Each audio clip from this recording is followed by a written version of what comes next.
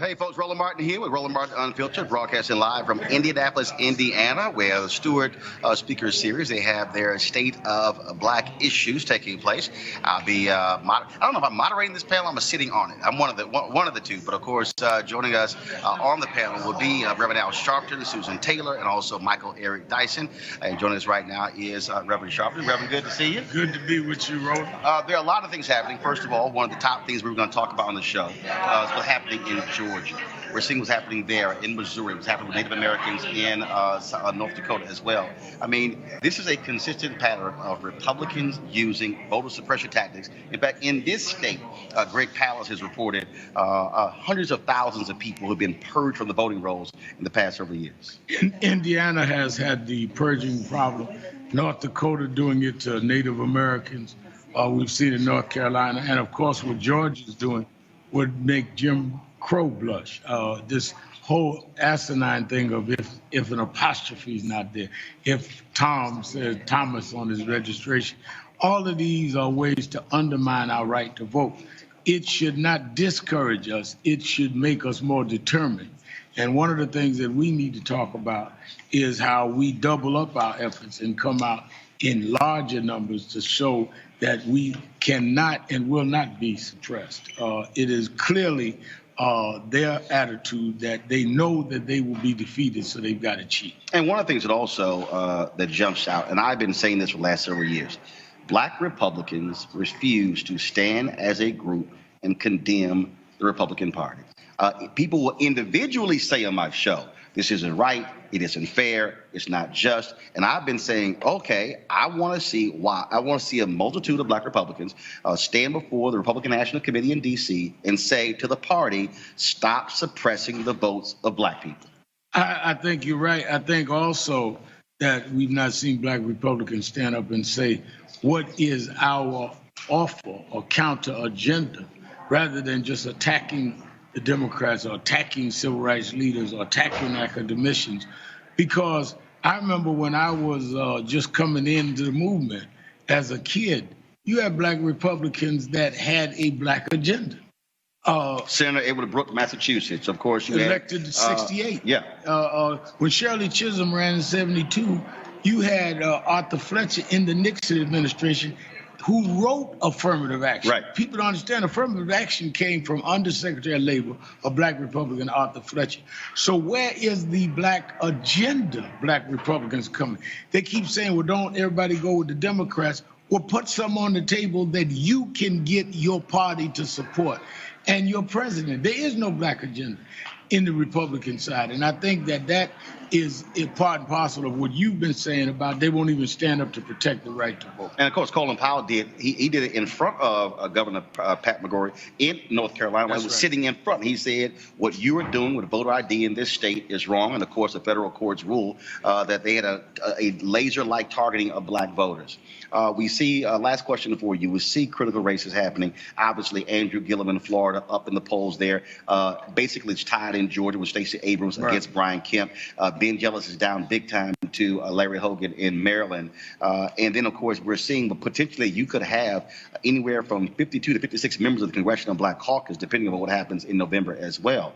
And so from a Democratic Party standpoint, granted, it's getting ahead, but if Democrats take over the House, Black folks are going to make a strong case. It's time for a Black Speaker of the House. No doubt about it. It's time for a Black Speaker of the House. And let me say, we've not, I met with 100 ministers here today. One of the things I was saying is we've got to remember our history, and it's not even that distant history. We are acting like we can't elect 3 Black governors, and as you accurately said, 56 to 60 Black members of Congress, and have a Black Speaker. We just elected and reelected a Black president. I mean, do we forget our ability to move forward? The least we should be able to do is get 2 or 3 governors and 50 some odd congressmen after what we showed the world we could do with Obama in our lifetime. Unless you 3 years old, you was alive during that time. So we don't have to go back to Frederick Douglass. In our lifetime, we elected and reelected a Black president. The least we should do is be able to come in with some governors and a huge jump in Black caucus members. And let me say this, part of the problem is that voices have been cut off.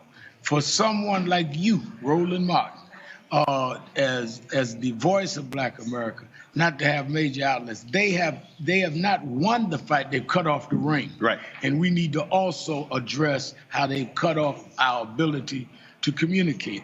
In our meeting here today with the ministers, King Rowe was here. Used to be a radio announcer.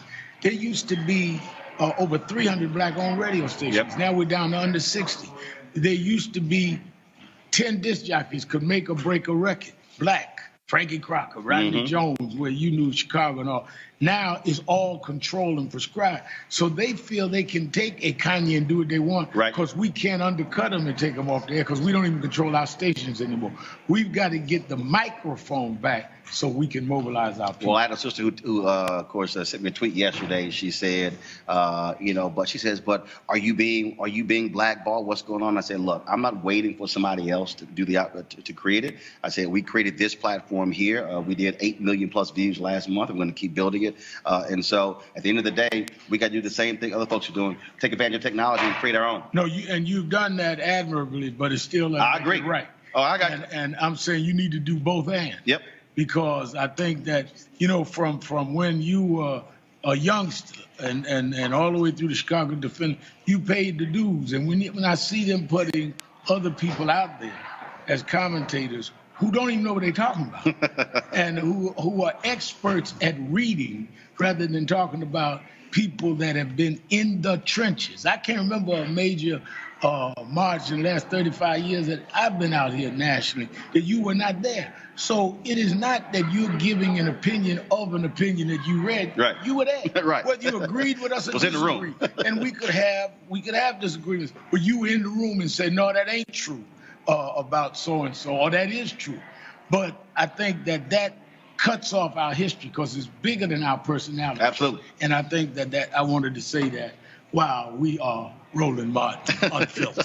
I appreciate it, Reverend Sharpton. Thanks so much. All right, I appreciate it. See you in the panel in just a second. Right now, folks, we're going to welcome the longtime leader of Essence Magazine, Susan Taylor, of course, who is the founder of National Care's Mentoring Project. So, Susan, step on in here. Always good to see you. First and foremost, we had Latasha Brown on yesterday with Black Votes Matter. Also, I've talked to Dewana Watson, some of the others. When you see these Black women who are not waiting for permission, who are traveling around the country, who are raising money, as someone who was encouraging this for so many years at Essence, got to make you feel good. More than that. I tell you, I'm jumping for joy. Black women have always had a voice, but those voices haven't always been heard. And that's really what Essence was created to do. And this is a moment when women, and particularly Black women, we have certainly come into the fullness of our power. And we know who we are. We're moving together with strategy, with purpose, and we are the tipping point of every election right now. So the challenge is really getting people to vote, in this midterm election, getting the millennials to come out, getting pastors to organize the congregations. That is something I feel so strongly.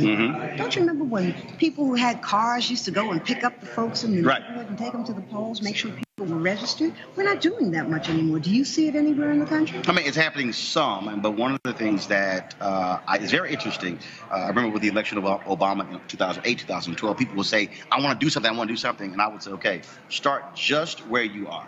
I said, if you're living in Charlotte, stop focusing on what's happening in Oakland. Focus exactly what's happening in your city. And I think, and this may sound basic, but most folks, the phrase, when you don't know, you don't know. I think a lot of people really want to do something, but they don't even understand the power that they have.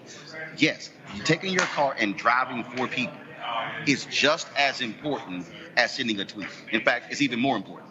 Because you've gotten them there. Right. And that's what I'm about. That's what I wanted. This is my hope, that we can come together as a community and have a plan. We don't have a plan, Roland, and we need a plan. It doesn't have to be a 15-point plan. How about a 3 or 4 point? Well, that was one of the things that we talked about at the Poor People's Campaign with Reverend Barber, where you talked about that as well in terms of even what you're doing on the mentoring side. People were sitting here saying, oh, my goodness, we need mentoring. This is what's happening with our kids. And your deal was like, okay, so what are we going to do? Fine, let's go. Let's actually create something to actually do that. Why not? If there's a need, fill it. Have everything we need. Everything we need except the glue that connects us. You know, we do a lot of talking, we do a lot of editorializing, but we don't move together strategically with an end goal. You know, the last time that I can think of, and I ask scholars about this all the time, the last time that we saw our people really create a movement and see it to fruition was really the Montgomery bus boycott. Mm-hmm. You know, there was Jenna, we went, healthcare, we saw it almost eroded. There was no plan. I mean, there wasn't a plan. Those were moments, not movements. Well, that's right. But I'm talking about something as critical as healthcare. Right. Watching the Affordable Care Act be so threatened, but I didn't see folks around the country, African American people, really gathering together, saying this is what we're going to do. We're going to stand up. We're going to shout. We're going to do what we have to do to protect it. We do a lot of talking to one another in small groups, but not en masse. And that's really what is needed right now. Well, that's one of the reasons why I also fundamentally believe we have to have a strong black media that is not solely focused on entertainment and gossip and sports, but that's actually feeding the minds of our people. Because, and again, and first of all, there's a place for it. There's a place for sports. There's a place for entertainment. But when I look at either our black cable networks, the overabundance of comedies, things along those lines, if you're not feeding our folks information, and they don't know what to do, they don't know where to go, they don't know how to get involved.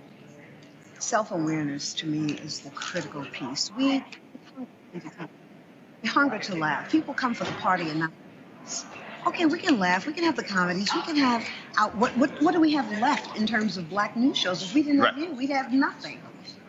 So what are we going to do about it? What's the solution? Tell me. Well, I'll tell you, that's one of the reasons why, again, when I was a woman said this tweet yesterday, and she was, but it's a shame this happened. I said, look, and this is absolutely true. When I sat in the office, and Alfred Liggins, the CEO of TV One, told me they were canceling News One now. As he was talking, I was planning. I didn't get ticked, I didn't get mad, I didn't get angry. You knew it was coming? Yeah, I knew it was coming, because the moment you started, I'm always anticipating it's going to end. So all this digital stuff that we've been doing, I was actually doing while I was there. And what I'm trying to get our folks to understand is that, which is one of the reasons why we created our Bring the Funk fan club, I also make the point we have to fund our freedom, something you also understand as well. And I'm like, look, if we say we need this, how do we also make it happen? So I say, look, our target goal is to get 20,000 mile followers to give a minimum of $50, course of a year, $4 a month, 14 cents a day to fund our freedom. And so by launching this, and people said, yeah, but what about this network? I said, I can't wait on them to say, we're going to give you a show.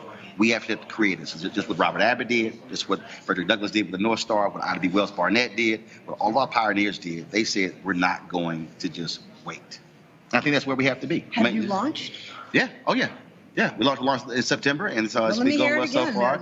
Roland Martin Unfiltered, and it's going well. And so, again, it is about informing our folks and telling our story. And so that's it. And there's not waiting. I think a lot of us, we're waiting for somebody to create the plan versus us saying we're going to create it. So the reason I communicate with Dr. Barber, I'm like, every time you're doing something, you're going to be on. So you're doing this, we're going to tell our people. So someone can't say, well, I wish we knew. No. Here's the platform. We're on Facebook, we're on YouTube, we're on Periscope. We stream 10, 12 times a day. So you can't, so if somebody says, I don't know, I'm like, no. If you don't know, you're either not following or you're purposely not paying attention. Right. So we're going to make it happen. Okay, well, we can look forward to great conversation. Okay, I got you. Hold up, I got the card right here. You know? So we got it. We can look forward to great conversation tonight here in Indianapolis. And so we'll chat in a second. Okay. All right then. Always good seeing you. You forgot to give them the website, National Cares Mentoring. National Cares Mentoring. Please log on to caresmentoring.org. Gala, February 11th, 2019 in New York City. New York City. All right, I'll be doing the auction again. So all y'all who are going to be there, y'all know I got that money last time. I'll be getting that money this time as well. Big time. Susan, I appreciate it. Thanks a bunch. Always good to see you.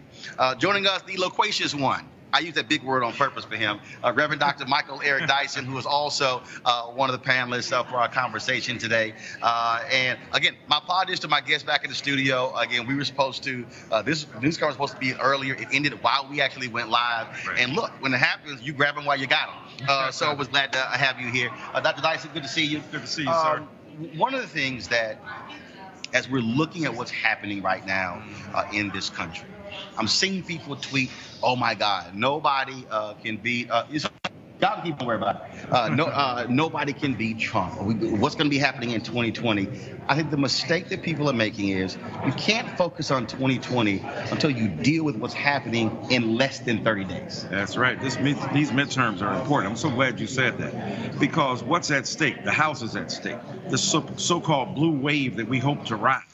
If we don't take the House back, if you've got the Supreme Court, if you've got the Senate, and you've got the House, then you got the consensus of a right-wing conservative junta operating this culture. If we can take back the House, we can begin to dismantle some of the machinery of the right-wing assault and put Trump in check. But it's also what's happening on the local level. And just a couple down ballot in local. Just a couple of minutes, I'm going to be talking to Sean Shaw, who is running for Attorney General in Florida. That's extremely important. You're talking about the chief law enforcement officer of the state. Again, in a couple of minutes, folks, we'll be talking with Sean Shaw. That's one of those critical races. He's in Florida, right? In Florida. Well, think about it. Stand your ground. Think about it. Trayvon Martin. Think about what happens in Florida. The young man, his name escapes me, who was shot in the chest. Jordan Davis, but the other guy who was shot in the chest when he tried to protect his girlfriend. So the reality is that those down ballot issues are extremely important. And who determines whether or not cops are held to account? Prosecutors. They're on the local level. Local DAs. Look at what happened in Ferguson with Wesley Bell, and look what happened in Philadelphia, and look what happened in Chicago. Right. So to your point, it's extremely important. But if we don't get out there, we don't treat this like an important race, because one thing the right wing has done that other progressives haven't done, they've understood that when you vote for president, you ain't just voting for no president. You're voting for the Supreme Court. You're voting for who will shift the legal consensus over the next 25 years. And the federal judiciary, Trump is reshaping it right as we speak. All right, Dr. Dyson, we look forward to our conversation here in Indianapolis. All right, we're going to chat soon about your book on the show. The Black Riot Secrets. I'm just trying to tell you, give my man a job. I appreciate it. Thanks so much. Speaking of Sean Shaw, he joins us right now. Of course, he is running for Attorney General in Florida. Sean, glad to have you on Roland Martin Unfiltered. Roland, I'm just starstruck with all your guests that you just had, brother. I want to hear them keep talking. I appreciate you having me on. Well, I know you want we want to hear them keep talking as well, but we've been having you on hold for quite some time, and so I want to go ahead and get to you as we speak. First and foremost, again, when you look at these races, there have been very few African Americans who've been attorney generals in the United States. Roland Burrs, of course, in the state of Illinois, to be the chief law enforcement officer of Florida. That is critical when you look at mass incarceration, when you look at all of these major legal decisions happening all across this country, but definitely in the state of Florida. You're exactly right. I was hearing Dr. Dyson talk about it. We are where Trayvon Martin happened. We are where Marquise McLaughlin recently happened, and Reverend Al, I heard, was just a guest. He came down and helped us with that situation. Florida has a problem. We have got to do something about our stand your ground, but when you couple that with the permissive gun laws that you have in Florida, you have a recipe for disaster. And listen, I'm someone who believes we are in dire need of criminal justice reform. And you're not going to get criminal justice reform in Florida unless you are able to elect Andrew Gillum as the governor and myself as the attorney general. Those things are critical. And I think when you look at that, but also Secretary of State positions, those are the critical positions when it comes to voting decisions in each state as well. And so the person sitting in those seats matter. And look, let's just be honest. Democrats have had a very difficult time embracing and electing African Americans to statewide offices. Over the last decade, you've actually had more Republicans, I believe, who've been elected statewide or unstatewide tickets than Democrats. The party has to also understand they can't solely depend upon black folks to be political sharecroppers, electing others to office and not electing African Americans to statewide offices. Roland, you're exactly right. What happened this cycle, particularly in Florida and Georgia, where African American, not just Democrats, but extremely progressive Democrats were elected to represent their parties in these gubernatorial primaries, and in my case, the attorney general primary. You know, there's 6, I think, African Americans running for attorney general as the nominees for their party around the country this cycle. This is a cycle where we can do a lot of good things, and these offices are tremendously important. If you want to push back against Trump's agenda, the best way to do it is to elect attorney generals who are willing to push back, because it's not Congress and it is not the Senate. It is progressive attorney generals around the country who won't stand up for what he's doing. That's how you push back. What is the most fundamental, what's the most important issue that you're championing as to why you want folks in Florida to elect you as Attorney General? Well, one is around guns, and that has to do with stand your ground. That law needs to be repealed, not only because of what's been going on, but now we got a video. And if your viewers and listeners have seen the video of Brother Marquise McLaughlin being gunned down in a parking lot here in Clearwater, Florida, when he was standing up for his family, and the person that did it didn't go to jail that night. He spent the night with his family when Brother Marquise's family watched him get gunned down. And that's the law of the state of Florida. That's not okay. It needs to be repealed. It needs to go away. We're going to work very hard to do away with that law. And the next thing is health care, right? This attack on the Affordable Health Care Act by Republican attorneys general around the country is off base. It's wrong legally, and it needs to stop. Florida is a part of that lawsuit to end it right now. The minute I'm elected, Florida will leave that lawsuit. All right, Sean, we certainly appreciate it. Thank you so very much. Good luck and your race for Florida Attorney General. Folks, we thank Sean Shaw for joining us at Roland Martin Unfiltered. Roland, thanks for having me. I appreciate it. All right, I want to go to my panel, which, of course, is assembled there in Washington, D.C. First and foremost, let me give a shout-out to Spencer Overton. Actually, before I go to the panel, let me give you these voter registration deadlines, please. First and foremost, pull the graphic up. October 16th, if you're living in Kansas, Maryland, New Jersey, Oregon, and West Virginia, Kansas, Maryland, New Jersey, Oregon, West Virginia. October 16th is your voter registration deadline. October 17th, if you live in Massachusetts and South Carolina, that is your deadline. October 17th, Massachusetts and South Carolina. October 18th, Nevada is your deadline to register. There's also an African-American who's running for Attorney General there, Aaron Ford, in the state of Nevada. You also, of course, have Stephen Horsford, former member of Congress, who is trying to return to Congress from Nevada in a very tight race. So all the folks in Nevada, October 18th. October 22nd, if you live in Alabama and California, crucial elections there where Democrats want to try to win as many of those California House seats that could potentially lead them to take over the House. That deadline is October 22nd, Alabama and California. Also, South Dakota is October 22nd. And in Nebraska, October 26th, that is your voter registration deadline. As we said, folks, lots of different things have been happening all across this country when it comes to voting. So much of the attention is focused on that. And what our goal, of course, is to make sure that you are registered and you are ready as well. Spencer Overton joins us. He's the president of the Joint Center for Political and Economic Studies. Jamal Simmons is the host of Hill.TV Live. And also Rena Shabarar is also joins us as well, political strategist. And say it again, I can't hear. Okay, got it. And also Rashad Robinson, of course, he's the president of Color of Change. Rena, I want to start with you. I made this point earlier to all the Black Republicans who've been on the show. And again, I don't care if you're Republican or Democrat. I've always said that, as Reverend Sharpton said here, if Republicans actually offer a message that might be appealing to black folks, they actually might get more than 6 or 8% of the black vote. There are examples of Republicans who have run in statewide races when they've been able to do so. But I've made this point. As long as Republicans continue to suppress the vote and to play these games of keeping black folks and throwing up barriers, they are never going to get black folks to support them. So, Roland, I talk a lot with women about ideology, and I think this will answer the question where we're at right now. Modern era, let's talk about ideology and what I'm observing with black Republicans. I get a lot of mails from African-American Coalition's team. I get a lot of emails, I meant to say, not a lot of mails. But no, there's that too. Hold on, let me just go to the ideology. The problem is that black Republicans are lone foot soldiers in this fight. The ones that are all about MAGA, making America great again. They believe that minorities are winning under Trump. Like I said, I get emails from the RNC with that exact headline saying that minorities are winning under President Trump's policies.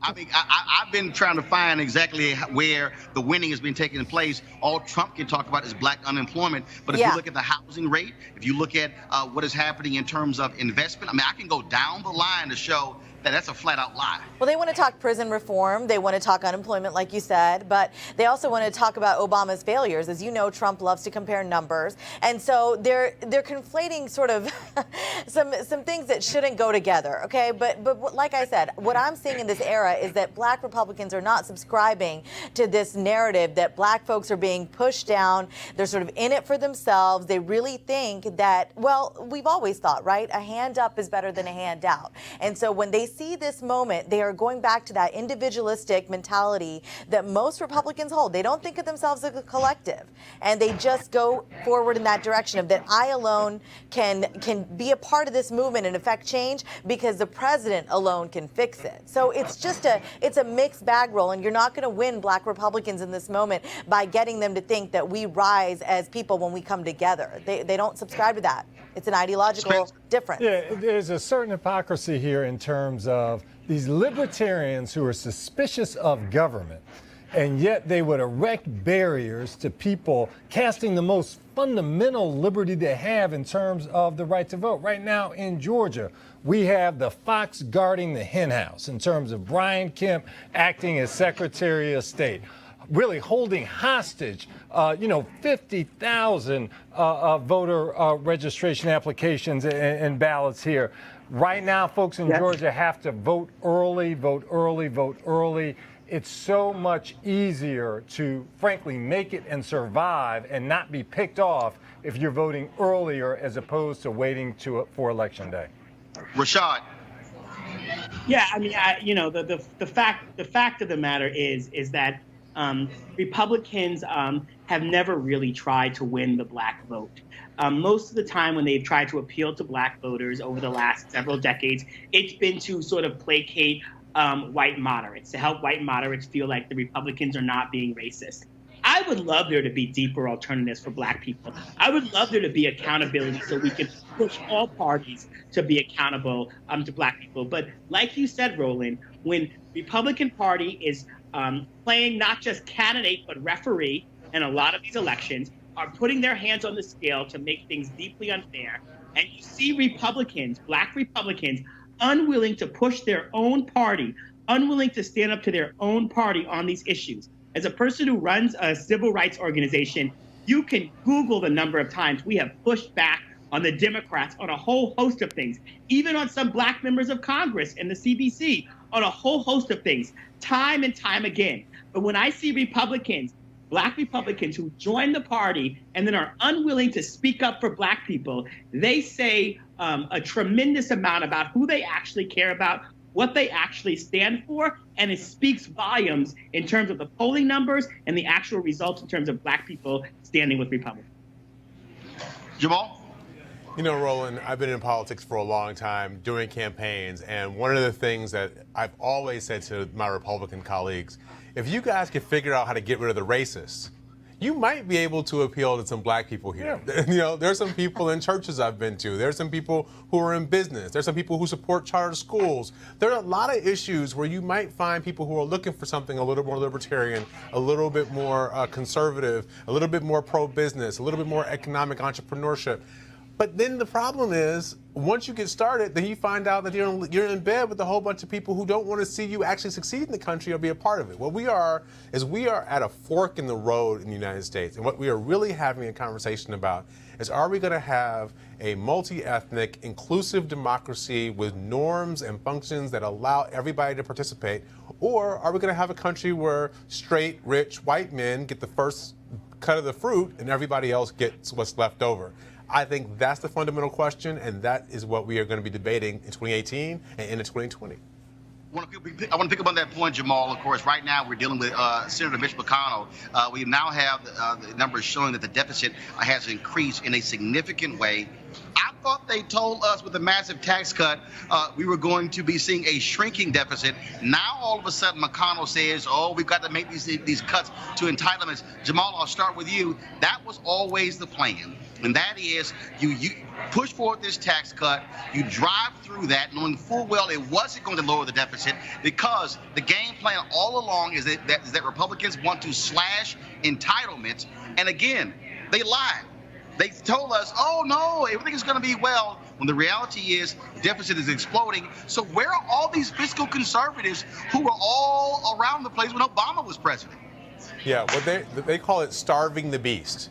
And what they want to do, what they've wanted to do for a long time, is get a deficit so big that everybody, like you said, everybody howls when they see the number. And then they say, oh, well, we've got to cut back on these programs in order to do it. The reality is the Republicans have been running a Republican jobs program for a long time out of the Defense Department. Yep. They put more money in the Defense Department and they spread around to all their friends. And then they do stimulus through tax cuts where they give to all the rich people who do well, hoping that some of that's going to trickle down on people, or proposing it's going to trickle down, even when it doesn't.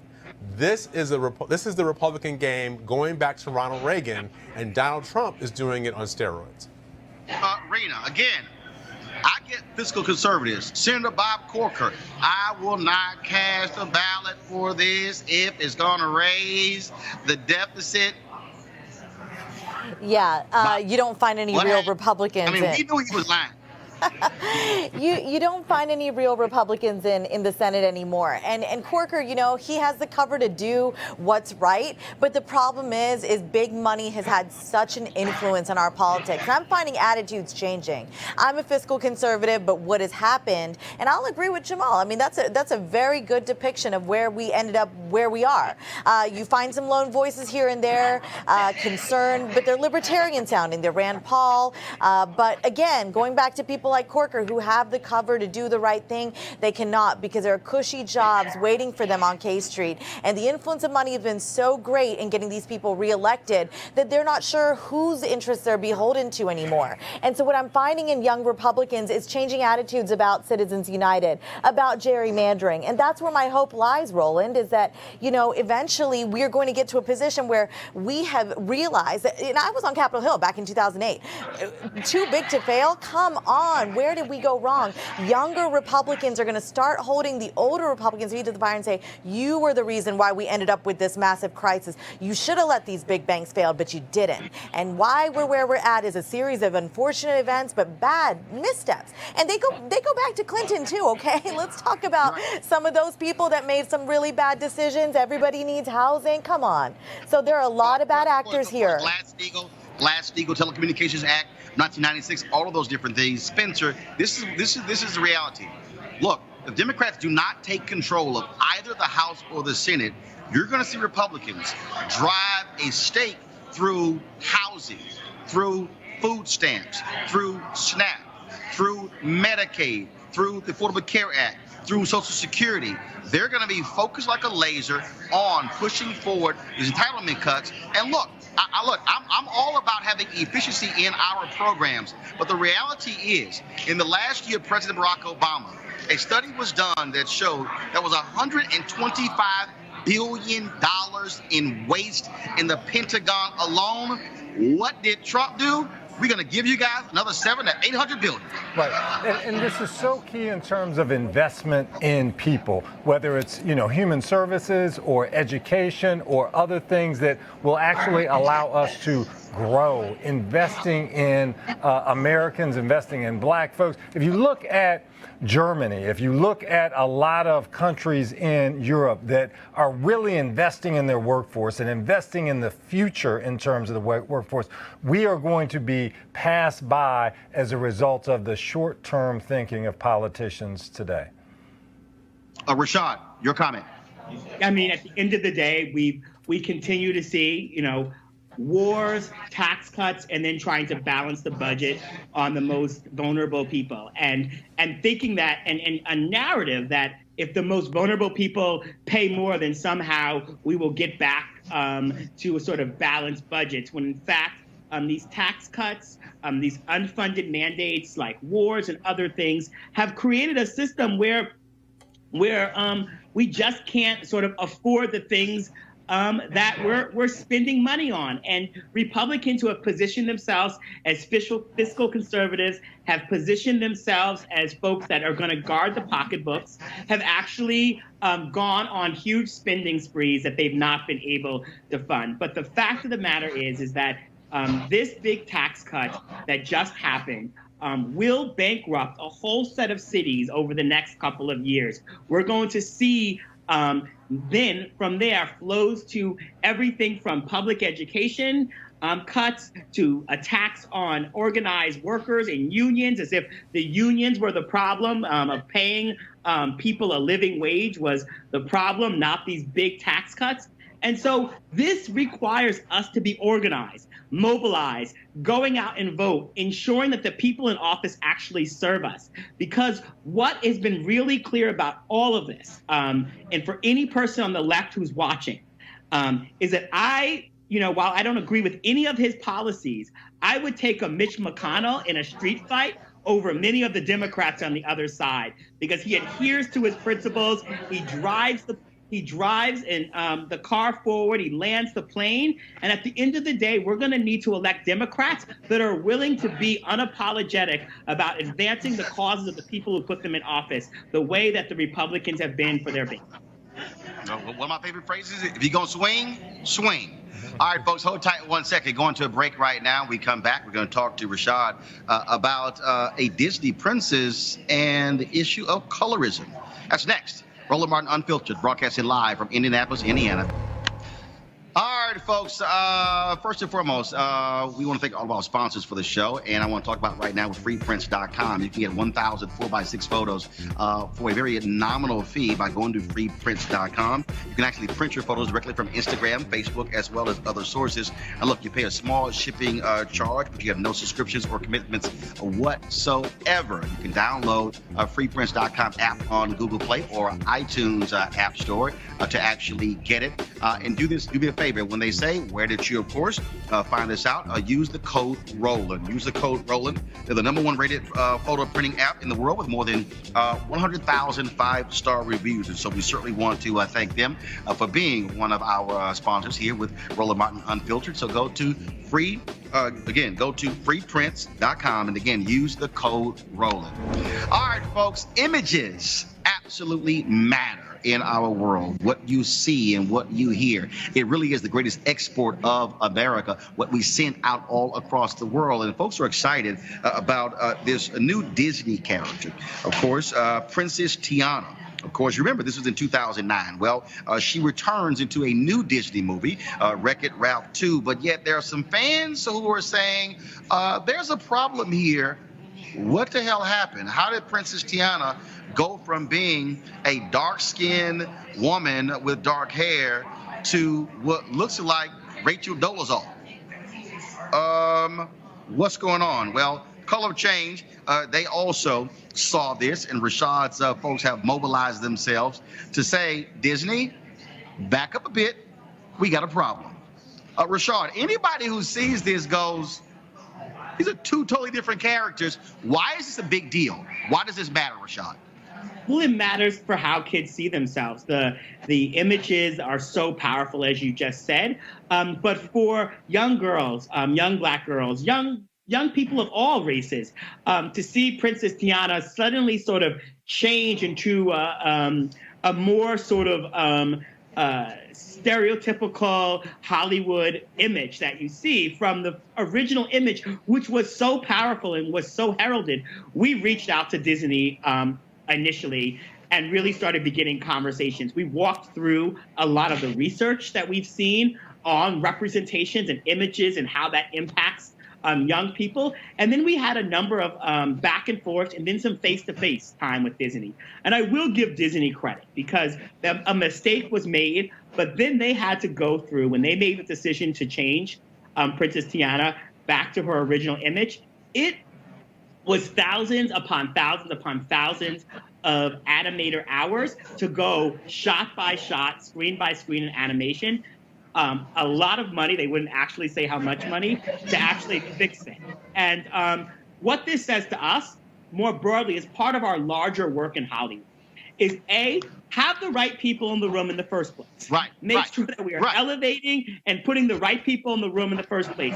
2, recognizing the power that images have. And we're happy that Disney did this, but part of the work we've been doing, whether it's the work we did with USC on looking at diversity in writers' rooms and the impact it has, or looking at right now we're doing a big report on crime procedures with USC and how the role of crime procedures in shaping how people see crime and how people see Black folks. Those are like the Law and Order type shows. All of this is incredibly important. And as you've made the point a number of times on your show, these are also jobs. This is an industry. And when people don't get those chances to move up, to advance, what that does for our community in a larger space. So we recognize this both as sort of like the economics of it all, but also the role that representation plays in shaping how we see ourselves and how the world sees us.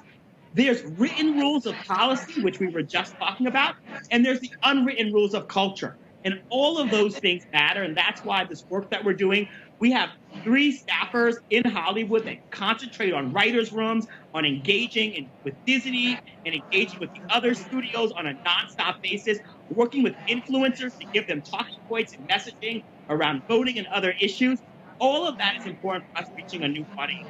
I'm happy that Disney made this change. I'm happy that folks like my niece and other young girls who will go see this movie will see Princess Tiana represented, but I'm also happy about the conversation we're starting about the avenues that need to be opened up for more Black animators, for more Black executives, for more people in the room that will make sure that all this money isn't spent on the back end when people can be in the right positions on the front end. Rhea, you're a woman of color. I ain't seen Snow White change from one movie to the next.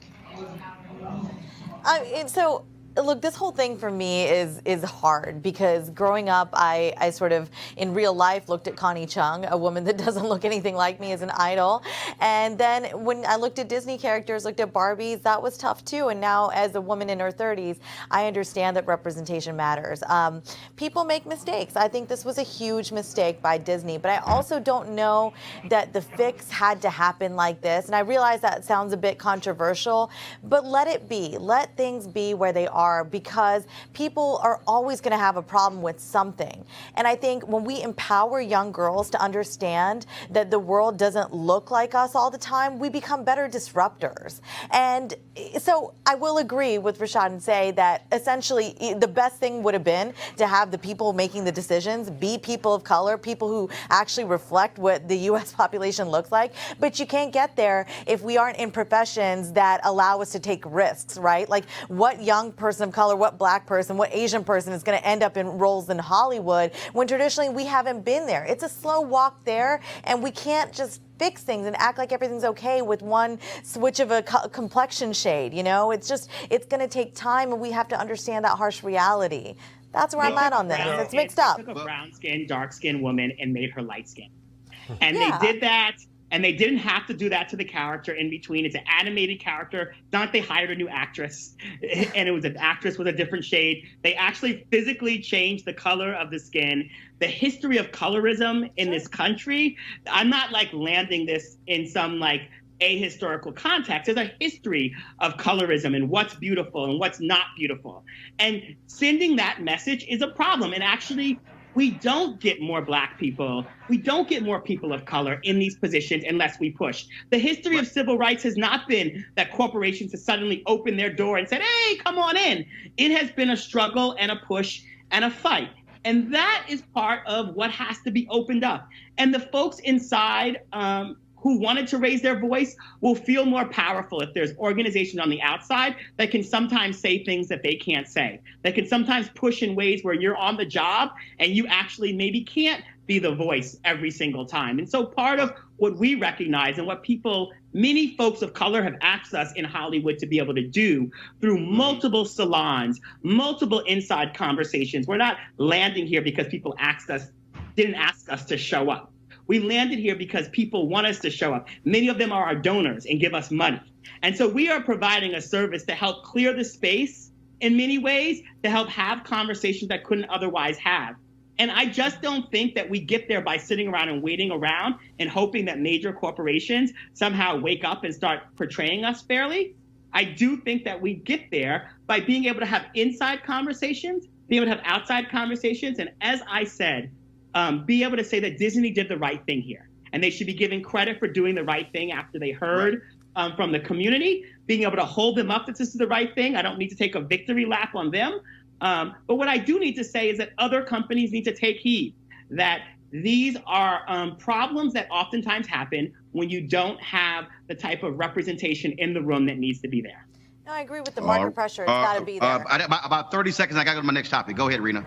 No, I completely agree. I'm not trying to be a naysayer, right? But I'm just saying it's systemic, right? And it can't fix itself. So I am actually complimentary of your efforts. I think outside organizations should put pressure on, but I don't think it'll be fixed overnight. And I mean, in this situation, it was a good thing, right? But there's so many other places, and I'm talking about beauty and lifestyle primarily, where I see unrealistic images. So on one hand, we see good things happening because of Color of Change, changing the people who are actually producing the content. But then we have influencers and other people sending another message and also whiting out things in a way. So, I mean, it's just a really unusual moment where we see things happening that aren't in parallel, to one another, that aren't really in sync. But I am all about market pressure and outside organizations doing their thing and bigger corporate giants taking heed. I just think it's going to be a little slower. I certainly don't advocate for sitting back, but I also do think.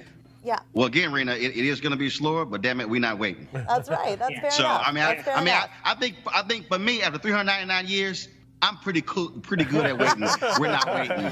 Let me do this here. I want to go to our next story. Simone Biles, she's shown her power. Of course, she is the best gymnast in the world. And when Mary Bono, former member of Congress, former Republican from Congress, of course, she is the widow of Sonny Bono. When she was named the interim president and CEO of Team USA for the gymnastics, well, let's just say Simone wasn't happy because Mary Bono sent out a tweet where she was critical of Colin Kaepernick and Nike, of course, him being the face of their Just Do It campaign. And she had a tweet where she said she had a marker and she was playing in a golf tournament for Wounded Warriors, and she blotted out the Nike logo. Well, when she was named the interim president and CEO, Simone Biles went to Twitter, blasted that decision.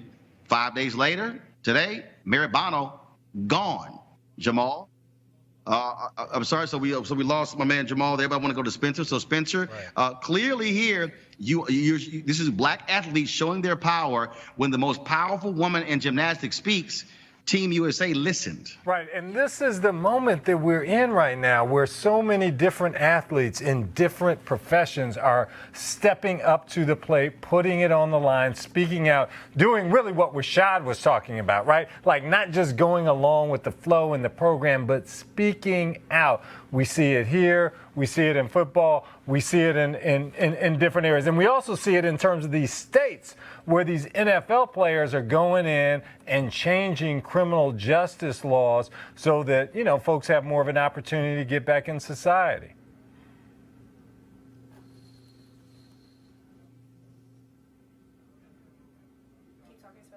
Sure.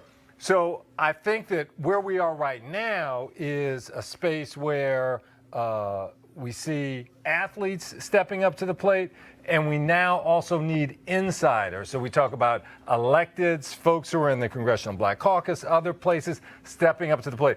It is possible. One of the pluses of a change in terms of Congress in November is you could see chairs of the Congressional Black Caucus, chairs as in terms of committee heads, CBC members as committee heads of education and workforce, of Homeland Security, et cetera. And there's this opportunity to step up and make some real change both inside and outside. Yeah, I couldn't agree more. One of the buzzwords that's oftentimes thrown around is narrative change. Right. But how we get to narrative change is really the rules and norms of society.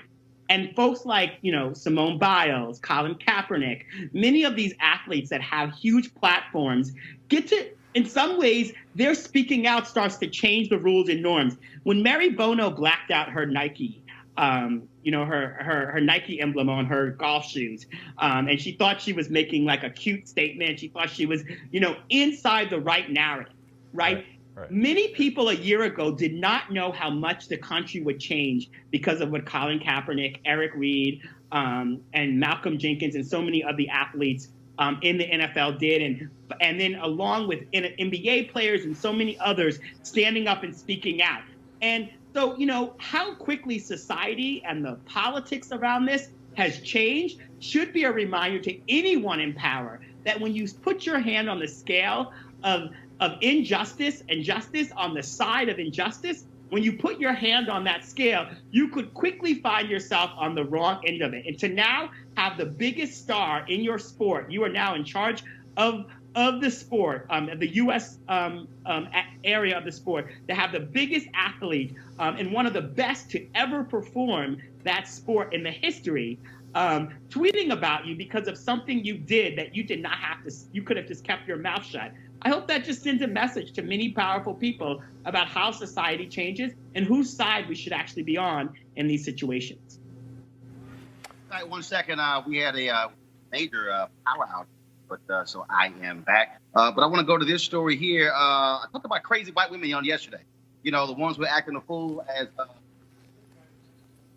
Say it again.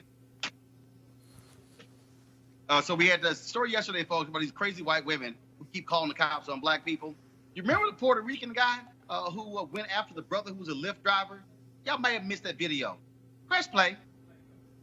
His night a living hell. You picked the right one, because I work very good, buddy. You picked the right one. Yo, boo, tell me why I'm in a Lyft and the nigga fucking pulled over. He pulled over, hold on. The nigga's recording me without my consent because the Lyft, because I asked for music and he's recording me. Look, he's recording me. So you can see. No. He stopped because he assumed because all I asked for was music that he got mad. I am, but we're waiting for the police because this faggot charged me. I'll see you in a few. All right. Let this motherfucker. I'm not letting this piece of shit go. Let him go. The police is right there. I'm not letting this motherfucker go. Hello. I'm not letting this piece of shit go. I'm American. Hello. These motherfuckers don't want to stop because, oh my God. Hello. Let this motherfucking nigga go. I'm not letting him go. Let him go. Could I say one thing? I'm not letting him go till the cops get here because I'm in my legal right. Could I say one thing? Well, Spencer, he don't have a job today. When are these people going to learn? You keep acting a fool on video, you are going to be unemployed. Yeah, now he's apologized. I'm so sorry. Nah, boo. Too late. That's right. And this just shows the power of technology in terms of changing race and really capturing race and what is there, you know, from another person of color here acting this way to this brother. That just the power of technology here. And getting back to this notion of athletes, though, I just wanted to go back. Folks saying, I'm not going to be just a performer. I'm not just going to dribble a ball and put on a show for you. I've got something to say. You're going to listen to me. It's a powerful moment. Rhea, again, crazy white women losing their mind, calling the cops. Now you got this crazy Puerto Rican. Now he don't have a job. And I'm telling you, all these people, I don't quite understand how they somehow think that people are going to accept bad behavior. Well, I think Spencer makes a great point about technology, but really what it's allowed people to do is sort of hide behind things, right? Like we have people hiding behind laptop screens, putting out filth on the internet, and whether it be in the form of trolling somebody on Twitter or in Instagram comments, like there's a lot of hate out there, right? And I hate to tie it back to Trump and what's happened, but when the president's out there putting on these rallies, calling people names, and I mean, it just emboldening hate and racism, you know it's going to trickle down. Why are we surprised? Yep. This is crazy to me to see this guy in the back seat, see a calm guy up front doing his job essentially, using video to protect himself. And where did we start to hate each other so much? And I think it's because we can hide behind devices times. And so therefore we forget that this isn't a person of color. This isn't a person who's providing me a service at whatever cost. These are people too. And that's what we forget. And just the language is what struck me in that video. I cannot believe that guy could feel emboldened to use the words and multiple times. And it just ties to me to the moment that we're in of such hate and dysfunction in Washington. Yep. I know it's made its way down because I hear names from the bully pulpit like almost every day. And so we've got to push back. We've got to restore civility in this country. And it starts with our youngest kids, telling them that language like this is not okay, even though the FCC allows some of it. Rashad, the guy, of course, Robert Ortiz. Rashad, one second. Rashad, hold on one second. The guy, Robert Ortiz, had a job with City MD, an urgent care company. He lost that. But also the Lyft driver, of course, he was suspended for a couple of days, opened a GoFundMe account to try to raise $20,000. He got some $45,000 in donations as a result. Rashad, your comment. Yeah, I mean, this also, there's something here as a New Yorker about New York culture that a gay man is using the F word at the driver, that the use of the N word that's sometimes thrown around between Black folks and Puerto Rican and Dominican folks in New York. And the underneath it all, this like sense of entitlement and kind of hatred of how we treat one another, how we deal with disagreements, how we talk to one another. Like, I think that, like, there's a lot to unpack here that's different, that's both challenging. Folks should lose that guy should have lost his job. I'm glad the driver got some money. And it's also different in terms of, like, how we see white women, particularly weaponizing the police and calling the police. And all of these things are things that we're going to have to examine as we have to live next to each other and around each other and share space. And I do think that this is part of the project and the work of living in a multiracial democracy where there's accountability for things that you do wrong. There's ways and a pathway for us to get better together. And there's like also just like recognizing when stupid people do stupid stuff, and then we've got to hold them accountable. But the video is like disgusting. But the work of undoing all of that is going to be much deeper than firing a person, giving a GoFundMe for another person. It's going to be a lot of work that requires all of us. All right, then, of course. And Ortiz, y'all, he's apologized, said he was drunk, but he's saying the driver was a bigot, not him. Nah, boo. We got you on tape, boo. You the bigot, and now you don't have a job. Maybe you can call Donald. Also, Roland, an openly gay Puerto Rican Trump supporter, like, wow. I mean, like hey. What? It's a lot. Well, maybe Trump can get him a job because he needs one right now. All right, folks, we do, of course, we have lost one of our hidden figures, Rhea Montague, the trailblazing Black woman from Arkansas, who revolutionized the way U.S. Navy ships are designed, has died. She was 83 years old. Montague created the first computer-generated rough drafts of U.S. naval ships specifications. Her development allowed the Navy to decrease the time it took to create a ship's draft design from years to hours. Montague was also inducted into the Arkansas Women's Hall of Fame and awarded the Meritorious Civilian Service Award by the Navy. And again, in 2016, she became widely recognized after the release of the movie Hidden Figures. Again, certainly prayers go out to the family of Rhea Montague as well. All right, folks, I've got to go. I'm here in Indianapolis for the Stewart Speakers lecture series with Reverend Al Sharpton, Susan Taylor, as well as Reverend Dr. Michael Eric Dyson. We're talking about what the state of Black America. And so I got to pop on over there and moderate this conversation. Do not forget, tomorrow I will be live in Memphis from the National Civil Rights Museum Freedom Awards taking place there as well. I'll be on the red carpet, so I'll be coming to you live there tomorrow as well. And then don't forget the great debate between me and Jason Whitlock of Fox Sports 1 taking place on Thursday live from Los Angeles. And so we've got a very busy week. Don't forget to share this video with all of your followers on Facebook, YouTube, and Periscope as well. So we look forward to you doing that. And be sure to support Roland Martin Unfiltered by going to RolandMartinUnfiltered.com to join our Bring the Funk fan club. Lots of thanks to Rena, Rashad, Spencer, as well as Jamal Simmons. And thank you to all of our guests. And don't forget, Sean Shaw, running for Florida Attorney General. Thank you for joining us as well. All right, folks, y'all have an absolutely great day. Got to go.